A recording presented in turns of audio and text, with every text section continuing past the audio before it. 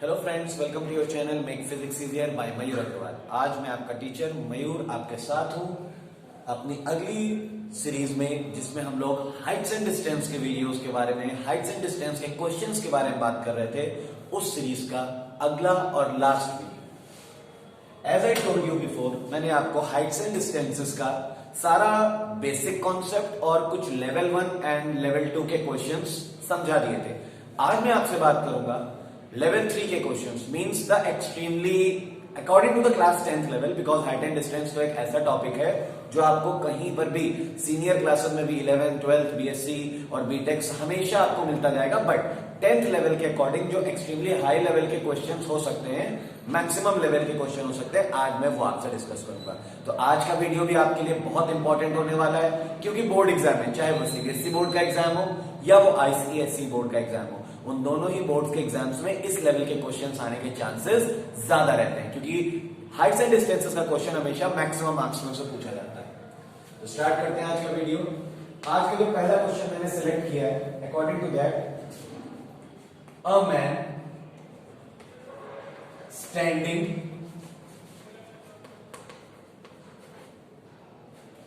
on deck of a ship 20 meter above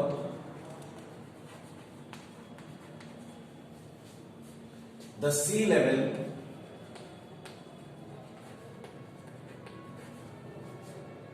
observes the angle of elevation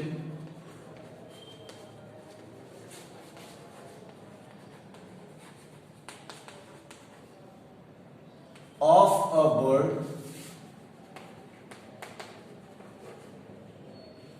as 30 degree and the angle of depression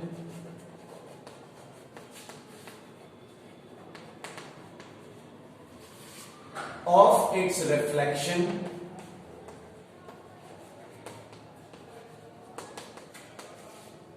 in the C is 60 degree. Height of bird we have to find. Height of the bird we have to find in this question. तो question तो आपको clear हो गया होगा। एक person है जो कि सी लेवल से 20 मीटर अबव है, अपने डेक पर, शिप पर है, वो 20 मीटर अबव है, जो कि सी लेवल से, वो वहां से एक बर्ड की एक्चुअल पोजीशन देखता है स्काई में, आसमान में, तो 30 डिग्री एंगल ऑफ एलिवेशन बनता है।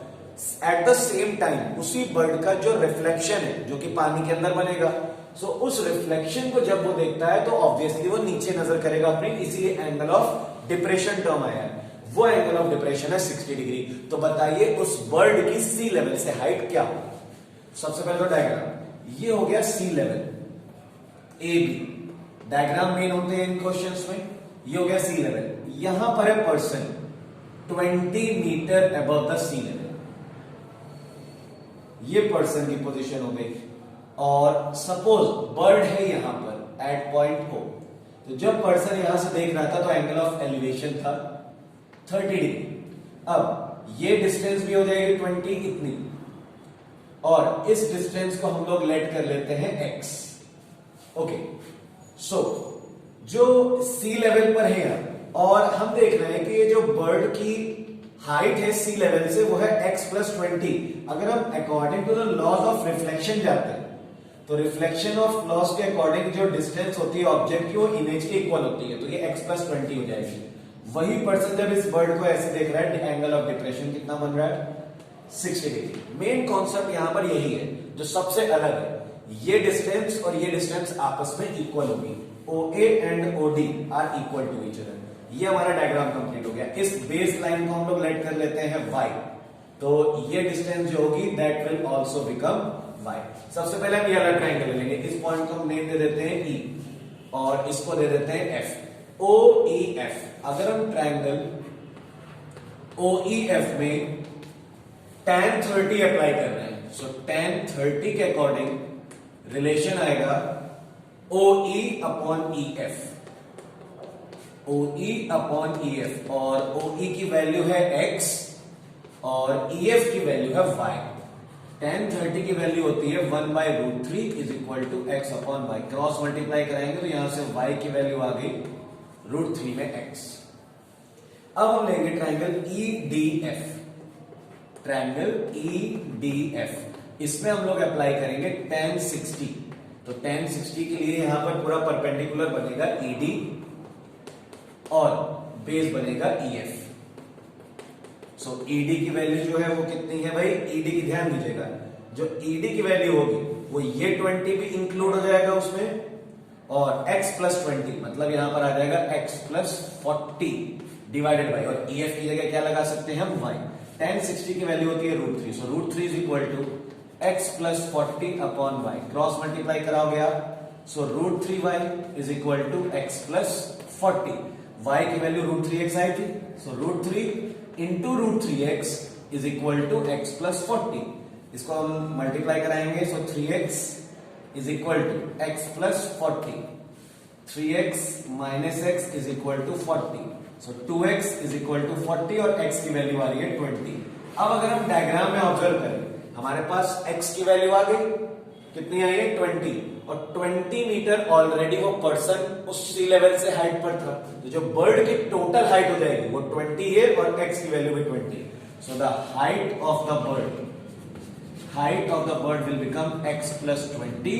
सो finally 20 plus 20 the final answer is 40 metre. That is the height of the bird. तो यहां पर डायग्राम में जो सबसे इंपॉर्टेंट कॉन्सेप्ट था वो था रिफ्लेक्शन का रूल अप्लाई करना। बिकॉज सी लेवल से ये जो हम देख रहे हैं ए ओ डिस्टेंस जितनी होगी उतनी ही डिस्टेंस AD होगी। सो ये हमने कंसीडर किया था OE, मतलब डेक ऑफ द शिप से बर्ड की हाइट हमने x लेट की थी, और सी लेवल से डेक ऑफ द शिप की हाइट थी 20, तो टोटल हाइट हो गई x प्लस 20, और उसी x प्लस 20 डेप्थ पर बर्ड की इमेज होगी। तो ये कॉन्सेप्ट हमें ध्यान रखना है। तो ये था आज का मेरा टाइप 1 क्वेश्चन।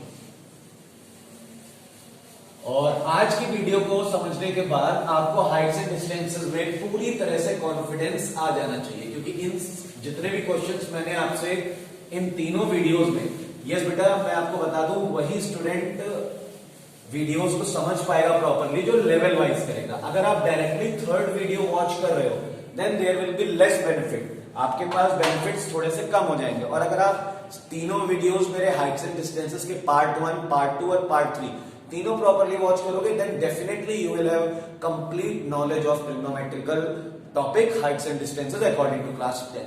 जो क्लास 10 के लेवल का जो भी बातें हैं वो सारी आप समझ सकते हो। तो इसी तरह हम लोग अब अगले टॉपिक पर बढ़ते हैं, अगले क्वेश्चन पर, अगले टाइप के। इसको मैं आपको बता देता हूं।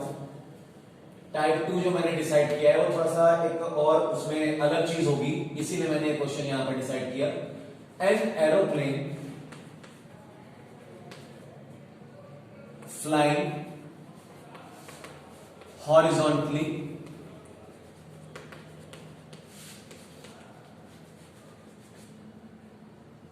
one kilometer above the ground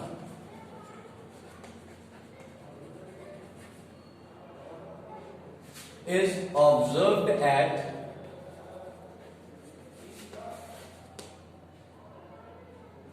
an angle of elevation 60 degree.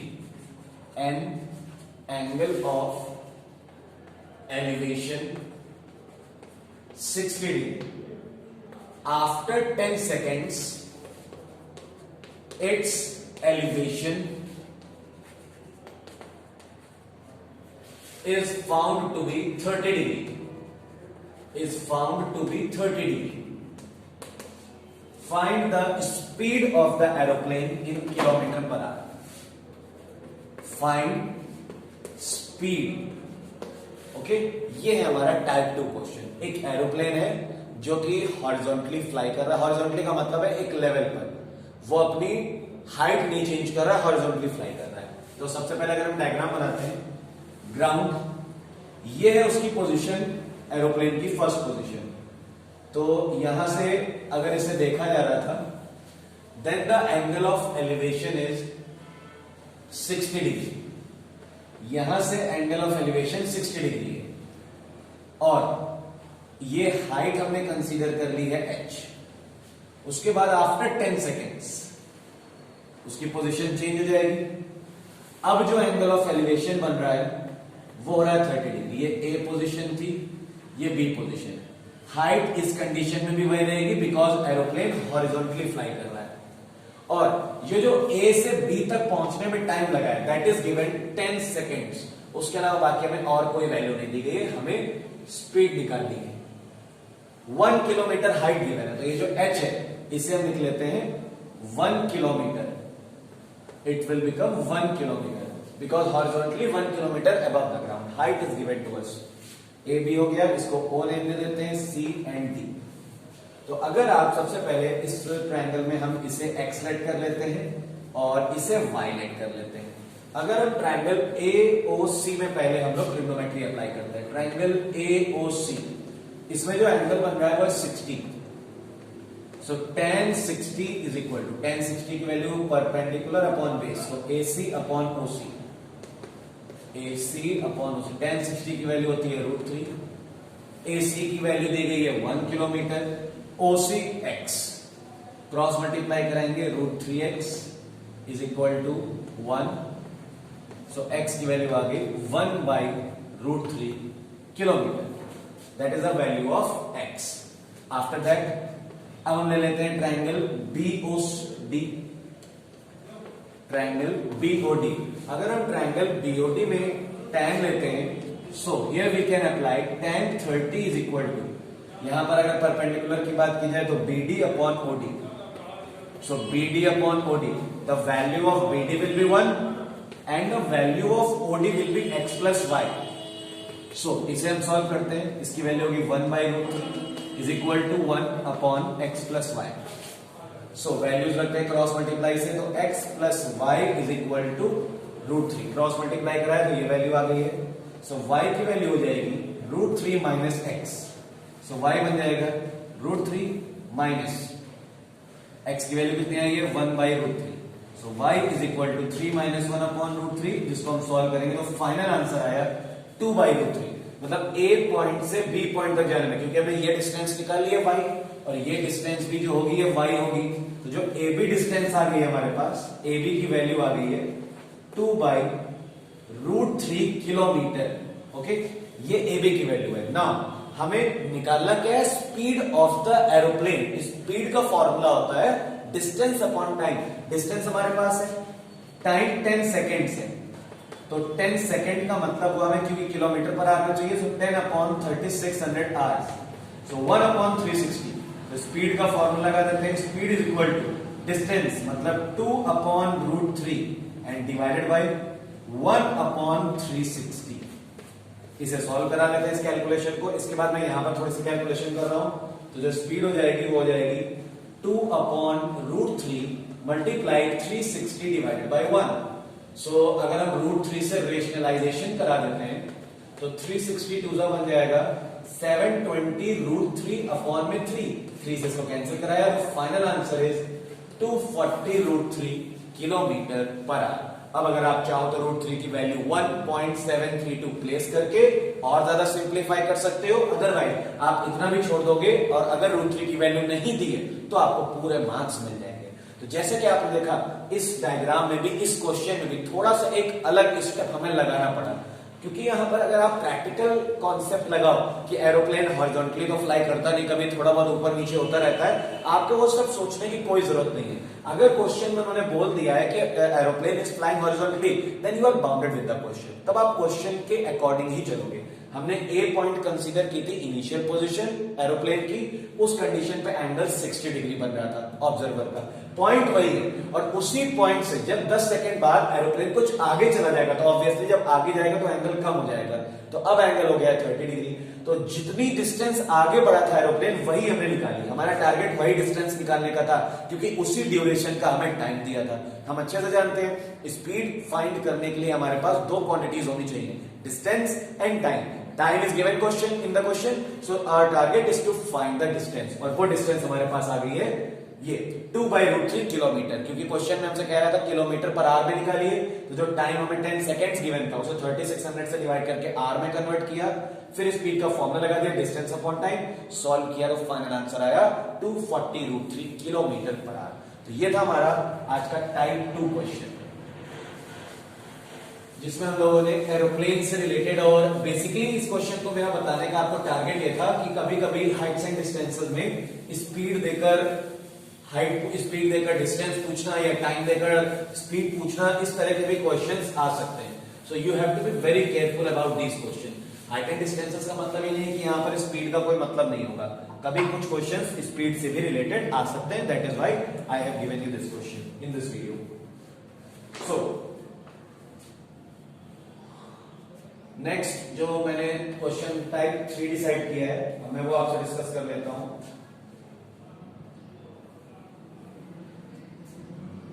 From the top of a building, from the top of a building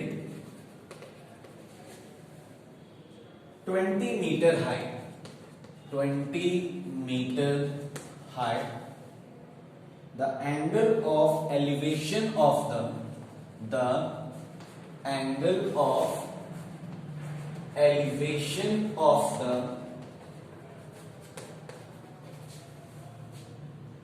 top of a monument is 45 degree and its angle of depression, और उसी का angle of depression of foot is 30 degree. Find the height of the monument, height of monument. This is the question. अब इस question में भी अलग क्या है, आप कहोगे क्वेश्चन तो बहुत ही आसान है, लेकिन एक टॉपिक, एक जो कॉन्सेप्ट वाली बात है वो यहां पर भी समझ लेना बहुत जरूरी है। From the top of a building, एक बिल्डिंग है जो कि 20 मीटर हाइट की है, उससे मॉन्यूमेंट को देखा जा रहा है। तो अब आप ये बताइए, यहां पर मॉन्यूमेंट और बिल्डिंग दोनों में से आप किसे लेंथी कंसीडर करोगे, किसकी हाइट ज्यादा कंसीडर करोगे? तो उसका एक तरीका है। प्रैक्टिकली अगर आप इसे थोड़ी देर के लिए सोचिए, सपोज ये लेवल ग्राउंड है AB, ये हो गई बिल्डिंग C, हो गई बिल्डिंग जिसकी हाइट हमें 20 दी गई है। ऑब्वियसली कहा जा रहा है कि बिल्डिंग के टॉप से मॉन्यूमेंट का टॉप देखा जा रहा है, तो ऑब्वियसली मॉन्यूमेंट का टॉप तभी देखना पॉसिबल है जब मॉन्यूमेंट की हाइट बिल्डिंग की हाइट से ज्यादा होगी। Then only we can see the top of the monument from the top of the building. ये जो एंगल बन रहा है दैट इज 45 डिग्री। इसे हम D पॉइंट ले लेते हैं, इसे हम E पॉइंट ले लेते हैं, और इसी पोजीशन से जब यहां पर देखा जा रहा है तो एंगल ऑफ डिप्रेशन जो बन रहा है वो है 30 डिग्री, तो ये इस एंगल के इक्वल हो जाएगा। इसे लेट कर लेते हैं x, ये डिस्टेंस भी हो जाएगी x, ये डिस्टेंस 20 हो जाएगी फ्रॉम द फिगर, इस डिस्टेंस को लेट कर लेते हैं y। तो ये हमारा डायग्राम पूरी तरह से कंप्लीट हो गया। अब अगर हम लेते हैं ट्रायंगल CDE, ट्रायंगल CDE में हम tan 45 लगाएंगे तो आएगा DE अपॉन CE। tan 45 की वैल्यू 1, DE की वैल्यू y और CE की वैल्यू x। तो यहां से एक रिलेशन मिल गया हमें, x is equal to y। अब हम लेते हैं ट्रायंगल CAB, इस ट्रायंगल में हम लोग tan 30 अप्लाई करते हैं, तो tan 30 के लिए यहां पर फॉर्मूला बनेगा CA upon AB, CA upon AB। tan 30 की वैल्यू 1/√3, CA की वैल्यू 20 और AB की x, क्रॉस मल्टीप्लाई करा हो गया तो x की वैल्यू आ गई 20√3 मीटर। ये x की वैल्यू आ गई बिकॉज x और y आपस में इक्वल है, hence y will also becomes to 20√3 metre. और ये y जो है ये DE डिस्टेंस है, हमें क्या निकालनी है, height of the monument. So final answer, the final answer will be 20 plus y, so 20 plus 20√3, 20 will be common, 1 plus √3, 20, 1 plus 1.732, so 20 multiply by 2.732। इस कैलकुलेशन को सॉल्व करिए, आपका मीटर में आंसर आ जाएगा।